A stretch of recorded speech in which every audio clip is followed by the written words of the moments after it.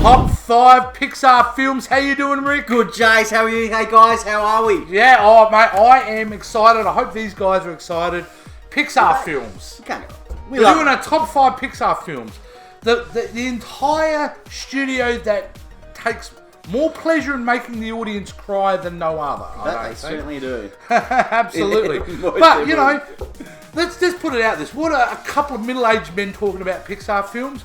Well, yeah, they're made for kids, but they're also made for adults. Definitely made for adults. And, like, how long's Pixar been around now? Like, in the 90s? Since 95, so what is it, 25 years old?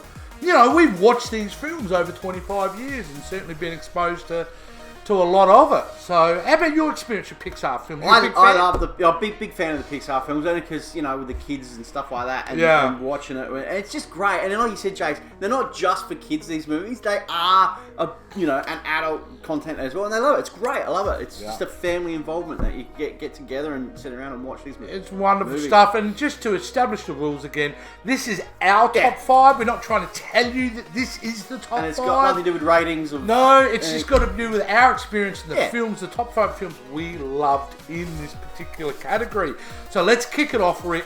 Let's go with number 5. Number 5 for me, Jace, I got a 1998, mate. I'm going to go for a little old movie which had some little characters in it. I'm talking about Bug's Life. Bug's Life? Yeah, Bug's Life. Wow. I love this movie. Yeah. It's one of those movies like an underdog movie. You know what I mean? It's just, he's got these little characters like these ants who goes out and tries to find... Flick. Little flick. And he's trying to find, he's got a colony that he lives in, but he's not really, involved in the colony as much. He's a bit of a misfit. And, obviously they've got the bad guys that come in, these grasshoppers which come in and they want to, eat all the food and everything else. So he's going to go out on this little adventure and he's going to find these little warriors or friends, and he gets to meet up with a whole bunch of different little animals which are in a circus. Yeah. And it's just a great little storyline, and it's just got that, if you are one of those people that have been shunted away and you've got to stick up for yourself, this is that type of movie, and I kind of connected with it, and it's just a great little movie. You know, the good thing about this movie is it actually follows the Joseph Campbell hero's journey so specifically well. And that is, you are following this hero as he steps out of his comfort zone and he goes on an adventure and he, meets all these wonderful characters, as you said. That film especially with my son who was around 3-4 when this came out, this got high rotation in my house. It is. I think it's. I've seen it over 100 times. I think people kind of forget about this movie because around the same time, Ants had come out. So Ants came out first. DreamWorks Ants came out first. So then that movie and then this movie had an ant kind of feel to it. So it kind of was a little bit. So this one kind of got shunted away. When you talk about being the underdog. This obviously was the better film out of the two. Yeah.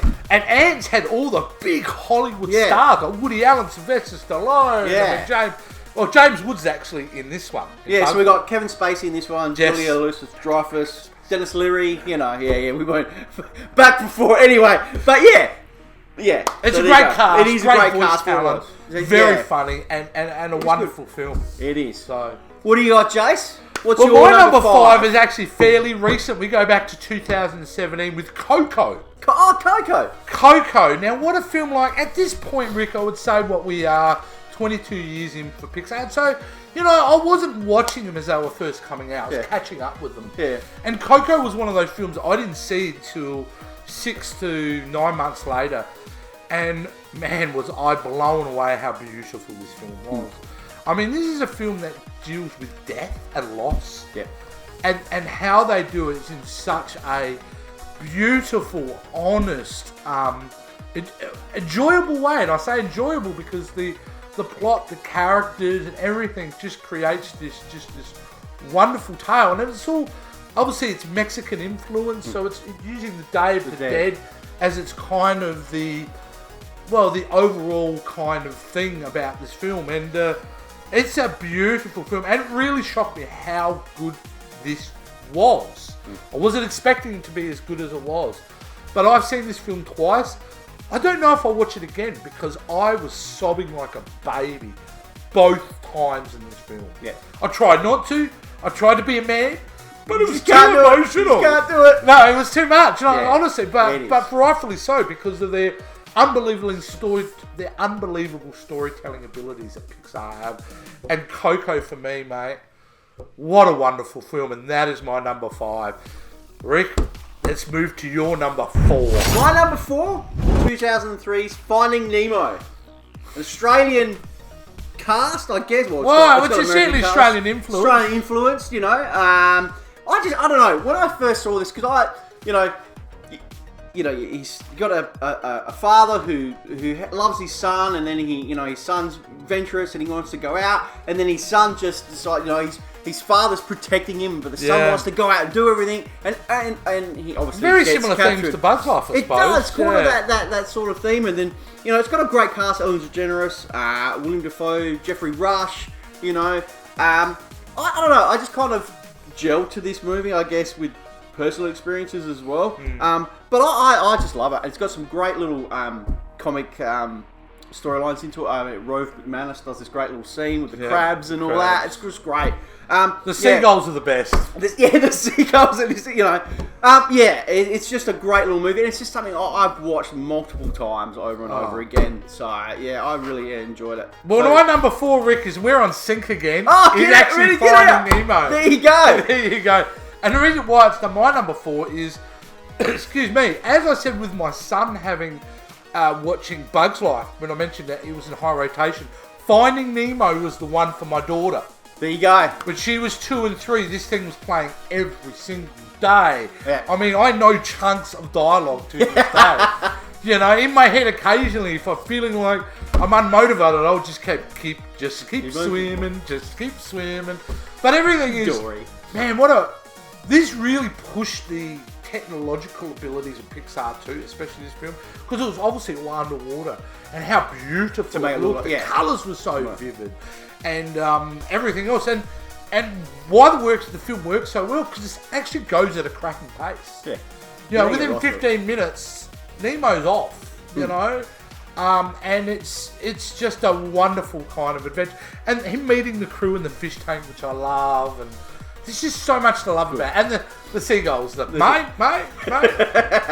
If you live in Australia, you know exactly what we mean. They're so spot on. But everything about this film is spot on to me. And I certainly think it's another Pixar film that I've seen over 100 times. Yeah. Easily. Yeah. And a wonderful film. And holds up very well. For sure. Absolutely. Absolutely. I mean, your nieces probably, have they watched it? Yeah, they've started to watch it. Yeah, because they're 4. Yeah. And we've started introducing them to a lot of the Pixar stuff, and they love it. Yeah. So, that's just one of them that they love as well. So beautiful. Choice number 4, Jace. Well, that was my number 4, so let's move over to your number 3. Number 3, Jace.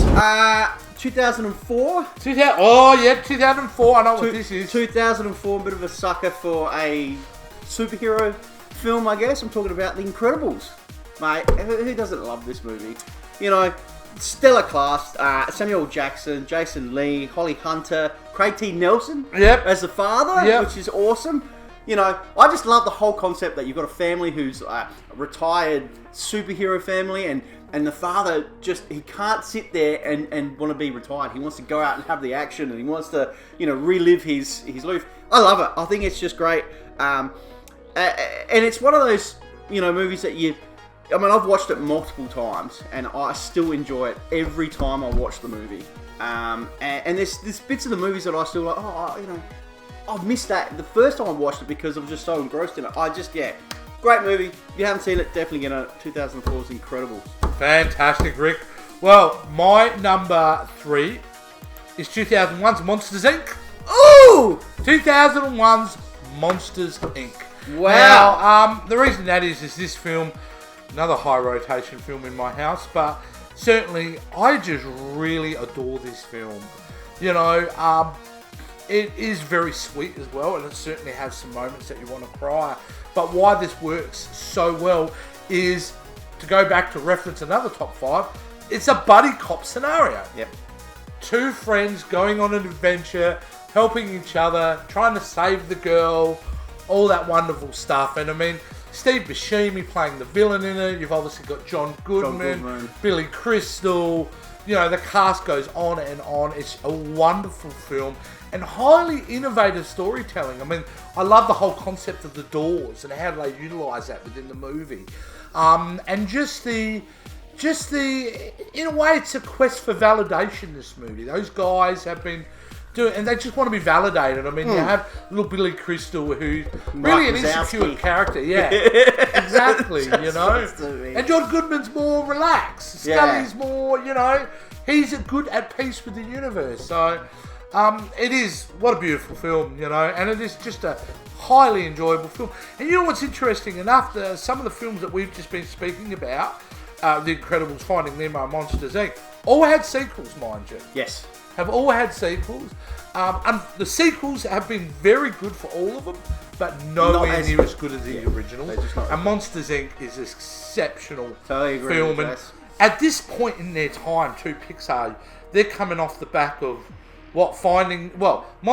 after Toy Story 2, we had Monsters, Inc., and we had Finding Nemo, and we had The Incredibles. They're unstoppable at this point, Pixar. They're just knocking out massive hits one by one. So Monsters, Inc. was my number 3, Rick. So let's do number 2. Number 2, Jace. I'm going to 1995, where it all began with Toy Story. Toy Story is my number 2. Reason why is, I mean, when I first watched this movie, the real main connection I got with this movie is it's just great to see all the toys that we used to play with when we were kids. And then you could see it go up, and you go, oh, I used to play with that. Oh, I used to play with that. That's just great, you know. But it had a great, the storyline is fantastic, you know, the kid growing up and playing with toys and then friendships with the toys and everything, and then, you know, you got Woody, and then you've got Buzz, and then you got a new person coming into the group, and you kind of feel threatened. You kind of relate to it, and that's the beauty of these movies. And it was just, you know, when we first saw it, there was nothing really out like that in 1995. You know, when they first started, it was just phenomenal when this came out, and it was a big hit. And you know, great cast. You know, Tom Hanks, Tim Allen, the great Don Rickles as Mr. Potato Head, which I just love him in the character. Jim Varney. Yeah. Annie Potts as Bo Peep. So it's got a big cast in it. But it's just a very enjoyable movie, and this is just what it started off. Just love it. Absolutely love this movie. Brilliant, mate. Yeah. Well, my number 2, I think, was your number 3, and my number 2 is The Incredibles. Nice. What can I say about The Incredibles? The Incredibles is actually the ultimate Fantastic Four movie.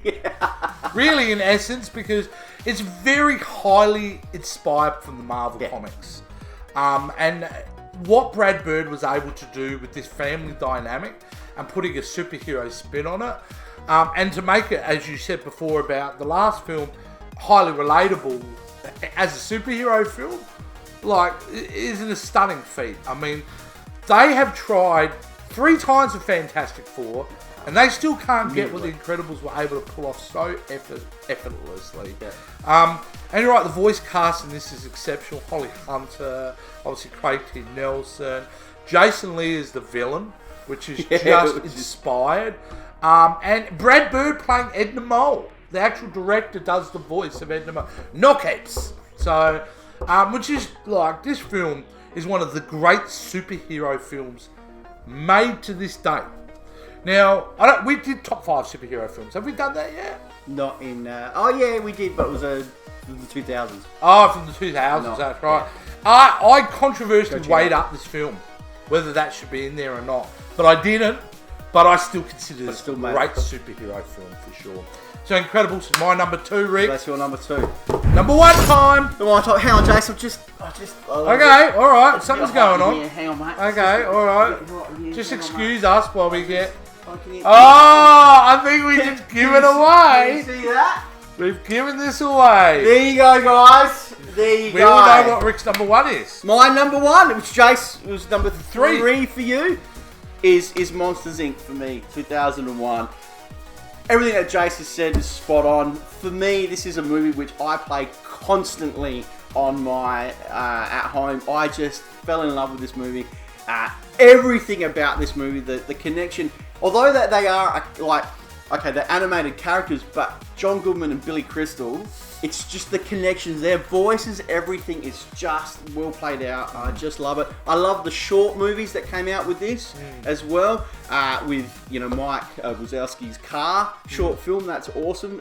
It's just one of those movies which I enjoy, and I cry continuously in this all the time. I just love this movie. It's just wholesome. It's a great film. It is a great. Everything that Jason said, it is great. You just, Monsters Inc. for me is my number one, Jace. There you go. Brilliant, mate. Laptop's down, buddy. It's all yours. All right, my number one is actually... my number one was your number two, I think. Oh, it's Toy Story. It's 1995's Toy Story. The reason it is my number one is the emotional connection I had seeing this first time in the cinemas. Now, back in 1995, I was going to the movies a lot. And especially with this film, I'd seen a trailer before another film. This is even before you could really download them off the internet. I mean, the internet was very slow back then and new. But going into this film, I mean, I was stunned at the time, guys, the photorealism of animation. We had... As Rick stated, we had seen nothing like this before. There have been 3 times in my life where I was jaw-droppingly shocked in the cinema. Well, actually 4 times, but so 3 times with this. As a young adult, Terminator 2. When I first saw that little liquid metal man, my jaw was hitting the floor. Number 2 was Jurassic Park. Oh my God, dinosaurs that looked real. And number 3 is this movie. Because of the sheer scope of what they were able to pull off. And it's not just the technical achievement that they made and you're visually watching this. It's also the storytelling. It was so well done. The script is almost perfect. It follows some of the great traditions in Hollywood movies. And just like all the Pixar films, the interpersonal relationships of all these characters are so strong. I mean, Tim Allen and Tom Hanks, the fact that I have so much conflict, and then you buy into that, and then you also buy into the fact that they become friends, and we see that evolve over subsequent sequels, which are all great, mind you. Like, Toy Story 4 films has to be held up, in my opinion, as one of the great franchises of all time. Just exceptional. But Toy Story 1, what a beautiful film. It's an important film for me. And certainly a film that I've watched, well, let's just say, it's not about the kids this time. I'll watch this film just because I enjoy it. And that's what it's all about. And it's wonderful. And like you said, some of these iconic toys that we grew up playing with, it was like a love letter to our generation. I mean, a lot of the toys now, the kids wouldn't, maybe they do, I don't know at this point. But certainly, by the time even my kids started coming into it, those toys weren't the kind of toys they grew up with. But for us, they were. And what an incredible achievement, what an incredible movie. Toy Story, mate, is my number one. And that is our top 5. That's it, another top 5. And you know what, Rick? Let's just say about this very quickly. These films could have been interchangeable. Like, we were so pretty well on sync. I think the only one we had different, I had Coco and you had... I had Bugs Life. Yeah, Bugs Life. But the rest were all same. You could debate, all day long. To be honest, I've only seen it once. I enjoyed the movie, but I haven't watched it since. Bugs Life, I watched. Mate, I'm going to throw some honourable mentions, and I can't believe I didn't put this in the top 5. Things like Wall-E and Ratatouille. Oh my God, Ratatouille! What an incredible film. Like, and it goes on and on and on. Yeah, Inside Out. Up. That's Up. Yeah, they're all great. They're all good.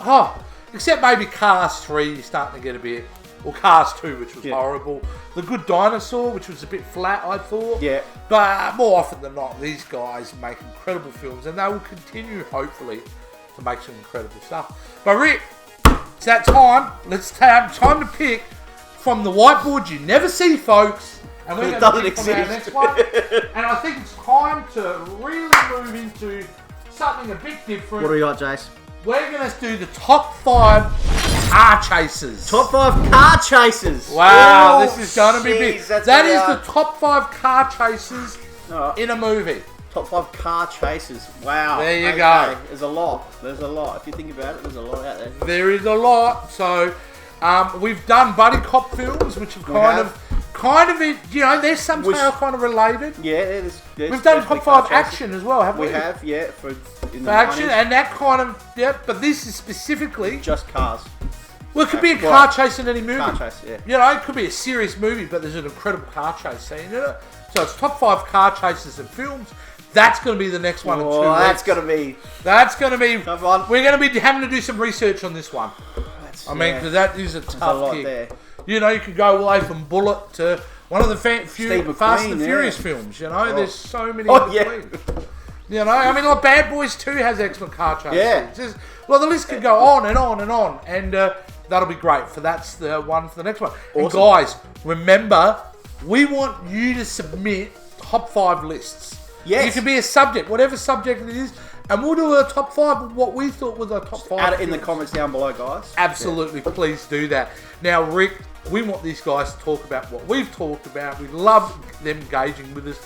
How do they do that? Guys, all you need to do is give us a comment down below for the video. Also, give us one of these a thumbs up. We'd really, really appreciate it. Also, if you haven't subscribed to our channel, just hit that subscribe button. If you have, thank you so much for your support. We really, really appreciate it. Hit that notification bell and just follow us on our social media sites. Easy and simple as that, guys. We'll see you in a couple of weeks. See ya.